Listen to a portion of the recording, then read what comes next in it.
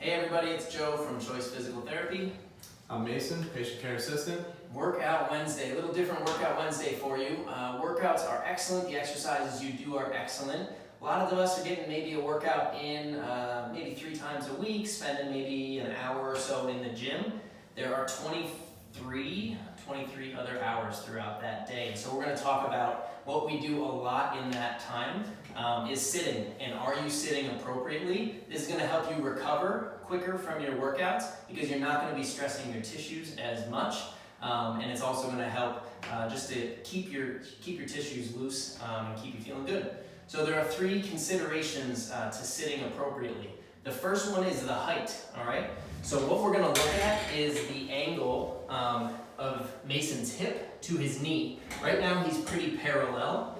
A lot of us, especially if you're a taller individual, what you don't want to do is get in a position where your hip is below your knees because it kind of forces you to get in this position and we end up slouching a lot. So what we're going to do is bring Mason's chair up a little bit for him.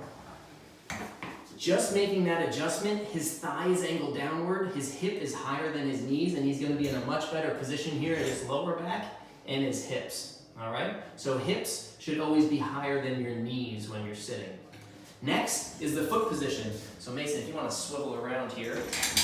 A lot of us when we're sitting, we'll kind of fan our feet out.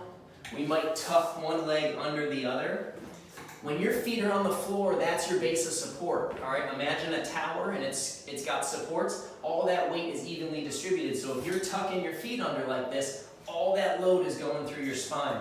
You want your feet firmly planted on the floor. If you're shorter in stature and you've set yourself up with your hips higher than your knees, but your feet can't get to the floor, slide a box or a step stool under there so your feet are flat.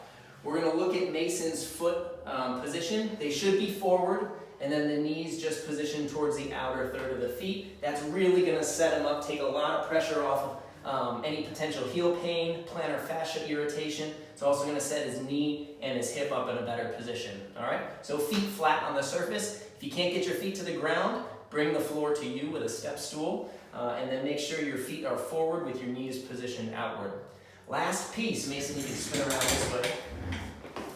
What we're going to do to find the right position to be sitting in, we're going to kind of think of our pelvis as a bowl, and we're going to roll forward and back.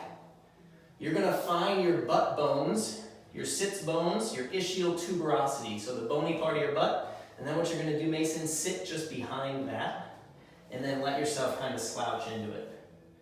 Feel there, usually you can slouch pretty good in that position. Not so great for your spine, not so great for your hips. So you're going to find your butt bones again. You're going to sit just in front of your butt bones, and then you're going to let everything relax.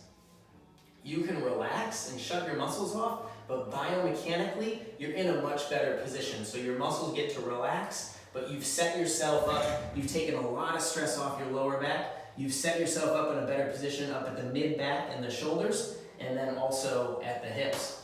So 3 things. Hips should be higher than your knees. Your feet should be flat on the floor. Bring the floor to you if you need. Feet should be facing forward. And then you're going to find your butt bones, sit just in front of your butt bones. Relax there. Sit well, and we'll see you next Wednesday for Workout Wednesday.